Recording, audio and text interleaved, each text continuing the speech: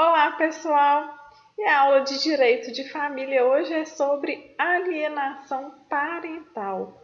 O que é alienação parental? Qual que é o conceito? É uma conduta que procura desacreditar, desgastar de maneira infundada a imagem do outro genitor, a fim de provocar no filho a anulação da figura deste, o seu falecimento simbólico. Isso ocorre muito quando há fim de relacionamento, seja por separação, dissolução de união estável, divórcio, fim de namoro, Então, uma forma de prejudicar o outro cônjuge seria fazer com que o filho, desgostasse dele, desgastasse essa relação do filho com o outro genitor. Seria uma forma de vingança, vamos dizer assim. E a lei que prevê alienação parental é a Lei 12.318 de 2010. Então, qual que é o conceito que a lei traz? Então, no seu artigo 2º, vocês podem acompanhar aí, vem falando que o ato de alienação parental é interferência na formação psicológica da criança ou do adolescente, promovida ou induzida por um dos genitores, ou pelos avós, ou pelos que tenham a criança ou adolescente sob sua autoridade, guarda ou vigilância, que repudie o genitor ou que cause algum prejuízo ao estabelecimento ou manutenção de vínculos com este. Então, a alienação parental não ocorre apenas em relação entre genitores, pode ocorrer com os avós ou com qualquer outra pessoa que tenha a criança sob sua autoridade ou sob sua guarda. E quais são as formas exemplificativas de alienação parental que eu posso citar? Por exemplo, realizar campanha de desqualificação da conduta do genitor no exercício da paternidade ou maternidade. Então, é diminuí-lo enquanto pai, enquanto mãe, traçar aspectos negativos da paternidade ou da maternidade, dificultar o exercício da autoridade parental, dificultar também o contato da criança ou adolescente com o outro genitor. Às vezes, sempre arruma desculpa para a criança não visite, não saia, não ligue, dificulta o exercício do direito regulamentar de convivência familiar, omite informações pessoais relevantes da vida da criança, se a criança está doente, como é que está a vida dela na escola, se mudaram de endereço, como que o comportamento da criança, do adolescente está, se está levando o médico, se não, se está fazendo um curso, se não está, Então, faz com que o outro não participe da vida diária dessa criança ou adolescente. E também pode mudar de domicílio para local distante, sem nenhuma justificativa, apenas para dificultar a convivência da criança ou do adolescente com o outro genitor ou os familiares deste ou os avós. Então, a prática da alienação parental ela vai ferir diretamente o direito fundamental da criança e do adolescente da convivência familiar prevista lá no artigo 227, que fala que essa convivência tem que ser saudável e acaba constituindo um abuso moral contra essa criança e adolescente. Ao descumprir esses deveres inerentes à autoridade parental ou poder familiar, decorrentes da tutela ou da guarda. Então, havendo indício de alienação parental, a requerimento ou de ofício, em qualquer momento do processo, seja numa ação autônoma ou incidental, o processo vai ter prioridade na tramitação. E o juiz determinará com urgência que o Ministério Público analise os autos e determine as medidas provisórias necessárias para a preservação da integridade psicológica da criança ou do adolescente. né, inclusive de assegurar a convivência com o genitor ou viabilizar efetiva reaproximação entre eles, se for esse o caso, né? Então, vai buscar assegurar a criança ou adolescente ao genitor a garantia mínima de visitação assistida, né? Ressalvar os casos em que há iminente risco de prejuízo à integridade física, psicológica da criança e adolescente, né? Desde que tenha um atestado, uma declaração de um profissional designado pelo juiz, né, para o acompanhamento dessas visitas.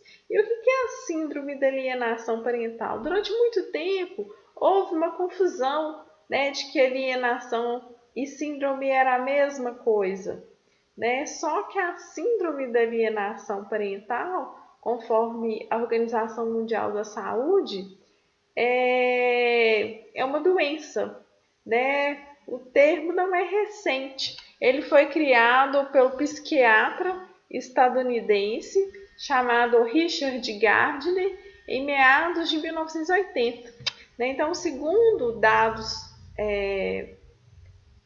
mencionados pelo Ministério Público, né, quase ou mais de 20 milhões de crianças no mundo sofrem esse tipo de violência.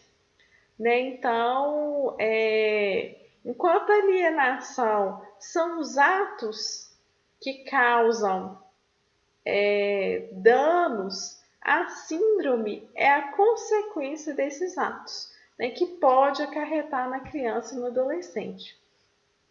Então, o que o juiz pode fazer em caso de alienação parental? Ele vai advertir o alienador, né, de parar de fazer alienação, vai ampliar o regime de convivência familiar em favor do genitor alienado, né? Então, permitir que a criança conviva mais com o outro genitor para ele ver que realmente aquilo tudo que foi construído em sua cabeça não é verdade. Estipular multa ao alienador, determinar um acompanhamento psicológico ou biopsicossocial, que é muito importante, determinar a alternação da guarda, né, para a guarda compartilhada ou a sua inversão, determinar a fixação de uma cautelar no domicílio da criança ou do adolescente, e declarar a suspensão da autoridade parental. Então, tudo isso o juiz pode fazer e vai depender do grau de alienação que essa criança está sofrendo. Né? Então, segundo informações da agência do STJ e do Tribunal de Justiça de Minas Gerais, é possível dar entrada na Justiça com uma ação própria de alienação parental. Um magistrado, ele pode analisar o tema se ele surgir como uma questão dentro de uma ação de divórcio, de uma dissolução de união estável, ou até mesmo uma ação de pensão alimentícia, né? Geralmente, os juízes conseguem identificar isso quando a ação de divórcio, separação, dissolução é litigiosa. Né? Então, quando o casal não consegue se comunicar por causa do término da relação, normalmente vocês podem saber que também os filhos de alguma forma são afetados nesses conflitos. Né? Então, o Dr. Cleiton Rosa de Rezende, que é um juiz da 5ª Vara de Família, ele sempre fala isso, né? E um detalhe que em 2017, né, dobrou a quantidade de processos em Minas Gerais de alienação parental. Né? Então, em 2017, teve 1.042 ações e 2016, 564. Né? Então, somando aí todas as comarcas de Minas Gerais. E o número de processos por alienação parental lá em São Paulo, conforme dados do Tribunal de Justiça de São Paulo, também cresceu 5,5%, né, de 2016 para 2017. Então, se em 2016 tinham 2.241 processos de alienação, em 2017 subiu para 2.365. Alguns especialistas do direito de família vão dizer que esse número de ações se dá também por conta das informações que as pessoas passam a ter. Então, a partir do momento que existe uma conscientização do problema, a tendência é que esses problemas eles são levados até o judiciário, né, para que o judiciário decida, né? E em 2008, né, por que a gente fala de alienação parental? O primeiro caso de alienação parental que surgiu lá no STJ foi em 2008. Né? Então, a mãe era detentora da guarda dos filhos e queria suspender as visitas do pai. E ela alegava que o pai era violento, que tinha abusado sexualmente da filha, e o pai, de outro modo, acusava a ex-mulher de fazer alienação parental. Né? E aí, resumo da história. A ação, né, lá no STJ foi julgada positiva para o pai, né, que acabou ficando com a guarda dos filhos, né, foi entendido que havia uma alienação parental da mãe, e essa lei da alienação parental ela foi prevista, né, 2 anos depois desse caso no STJ. Né, e hoje, em 2019, a gente tem o fato dessa lei ser revogada. Então, em 2019, a Comissão de Direitos Humanos e Legislação Participativa do Senado promoveu uma audiência pública para debater um projeto de lei do Senado, que é o 498 de 2018, que revoga essa lei da alienação parental. Esse pedido partiu, né, da CPI dos maus tratos, e durante os trabalhos da comissão foi recorrente o relato de vários casos de maus tratos e de mau uso da lei da alienação parental por pais que supostamente abusadores, né, apresentavam denúncias falsas contra o ex-cônjuge, né, para obter a guarda da criança e continuar com os abusos. Então, a CPI de maus tratos decidiu apresentar um projeto para revogar a lei de alienação parental. Só que a relatora da Comissão de Direitos Humanos, né, aponta para a importância da continuidade, da permanência dessa lei, né, devendo haver algumas alterações. E a relatora, que é a doutora Leila, fala que é um exagero revogar a lei por completo.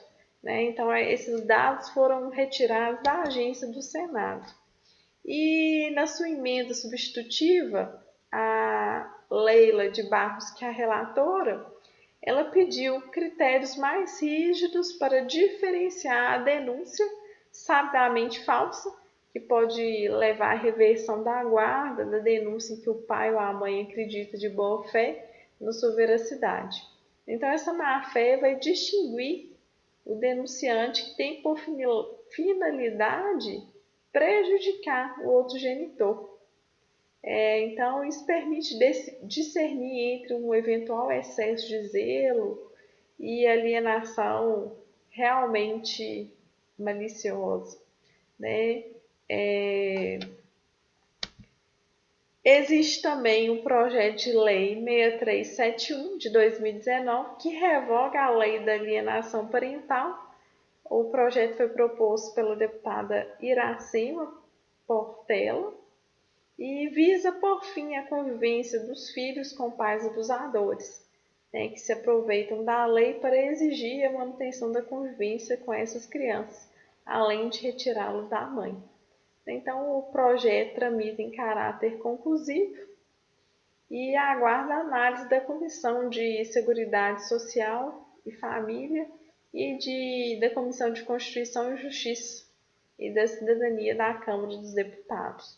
Então, é um tema que hoje tem sido bem recorrente no judiciário, tem sido bem discutido, e para identificar a alienação parental tem que ver uma uma perícia, uma equipe multidisciplinar para identificar se realmente está acontecendo alienação parental ou se na verdade é uma invenção para prejudicar o outro genitor, para fazer com que esse genitor perca a sua guarda, para fazer que haja efetivo distanciamento do genitor com seus filhos. Né? Então aí tá algumas considerações da guarda, depois vocês deem uma lida na lei que é bem pequenininha, mas que já dá para ter uma noção muito grande a respeito das punições, dos casos, do rol exemplificativo.